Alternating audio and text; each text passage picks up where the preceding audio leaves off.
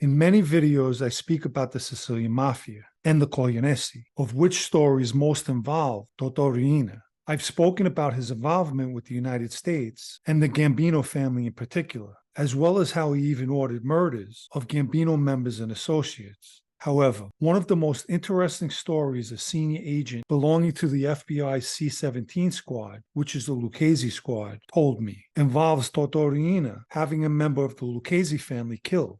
Why is this of any great significance? It's common knowledge the Gambino's family's ties can be traced back decades up until present day. With that said, it also comes as no surprise that Toto Riina ordered several Gambinos hit. But to order or demand, as you will hear, that a Lucchese member be hit is on a completely different level. So with no further ado, let's take a trip back to the 1980s.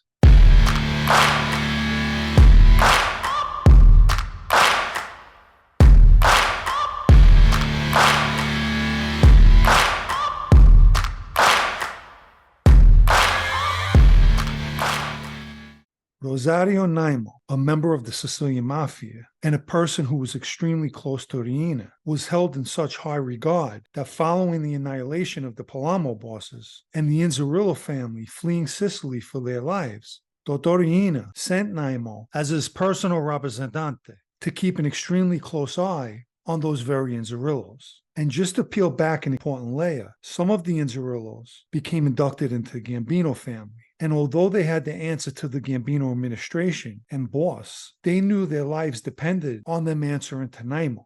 Despite operating in the United States, Naimo would travel back and forth to Italy and Sicily. And at some time in late 1987 or early 1988, Naimo received word from an embassy of Riina that the Corleonesi boss wanted someone killed. This in itself most likely didn't faze Naimo. He was well aware of Riina and more importantly his ways of doing things. Nevertheless, this time the target was a member of the Lucchese family, which caused a whole different set of circumstances. Naimo discussed the situation with John Gambino, and both men understood that Riina couldn't just order the murder of a member of the Lucchese family. Things here in New York work differently than Sicily. Naimo also discussed these circumstances with his close friend and Lucchese member, Paolo Loduca. Typically, you wouldn't want to tell a member of the Lucchese family that information, but Loduca was Sicilian first and a Lucchese member second. Supposedly, all three men were in a panic because they weren't dealing with a rational person, especially when he put something into his head. Everyone knew you had to tiptoe if you attempted to go against his wishes. As a result, a three-man delegation would travel to Sicily to speak with Riina, Naimo, Loduca, and John Gambino. And according to Naimo, when they explained that you just can't kill a member of a family without first getting permission of a boss, Riina's answer was typical and expected. He told them, "I don't need to ask anyone permission if I want someone killed," which was understandable. In the past, Riina had people killed outside of Sicily and didn't need anyone's permission. So in his mind, why was this any different? I don't know if they were able to convince him otherwise or not, but upon their return to the United States, I believe just Naimo and Loduca went to speak to Vic Amuso and explained who Riina wanted killed, which was Eustachio Leo Giammona. There's a photo on the internet here, but I don't believe it to be Giammona, so I won't be using it. Giammona just happened to be related to Carlo and John Gambino through marriage. He was married to the daughter of Francesco Castellana, who records indicate was a member of American Cosa Nostra. Giammona was considered to be a major narcotics trafficker who owned Cafe Sicilia in Bensonhurst, Brooklyn. The reason Riina wanted him killed is unclear, but it's not far-fetched to assume it had something to do with a heroin deal. Back to Amuso.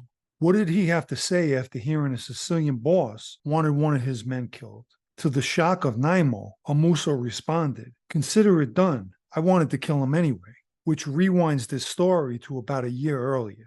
The newly appointed Lucchese underboss, Gaspipe Casso, and his associate, Bert Kaplan, who he inherited from Christy Tick when Christy Tick became the family's consigliere, were involved in a scam. Apparently, Kaplan managed to get his hands on 2 T-bills, Treasury bills, which is an interest-paying certificate backed by the Treasury Department. Kaplan was able to get one of the T-bills cashed, and Gaspipe gave the other one to Giammona. But when Kaplan cashed the first bill, Gaspipe told Giammona to hold off on doing anything with it. but Giammona already gave it to a guy he knew who worked in a bank. When the guy tried cashing it, a major investigation transpired. Kaplan was able to acquire more T-bills, which would have brought the Lucchese bosses millions of dollars. But as a result of the investigation, the scam was blown. And Vic and Gas blamed Giammona for ruining their money-making opportunity. Hence the reason Amuso had no problem killing Giammona, because in reality, he wanted to kill him for the T-bill screw-up anyway.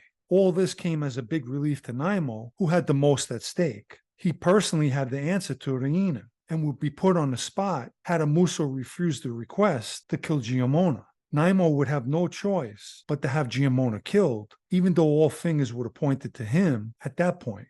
I believe the exact date was June 29, 1988. Giammona was driving his Toyota along 3rd Avenue in the Bay Ridge section of Brooklyn in the early morning. A hit team followed behind in a 1977 Chevy Malibu. That car was full of flowers, and at some point, the Malibu pulled alongside Giammona, and a member of the hit team popped up from beneath the flowers with a shotgun and blasted Giammona 5 times, killing him. Naturally, when the news of Giammona's death reached the ears of Toto Riina, he definitely put on one of his devious smiles. I'm sure he was spared the details of Vic Amuso wanted to kill Giammona anyway, so in his mind, he got what he wanted and didn't need anyone's permission. But in the bigger picture, this is yet another example of Gaspipe's influence on Amuso and why he was considered a cancer to the Lucchese family. After all, it was Gaspipe who gave the T-bill to Giammona and got him involved in the scam in the first place. Giammona had already given his guy at the bank the T-bill when Gas told him not to do anything with it. It was too late.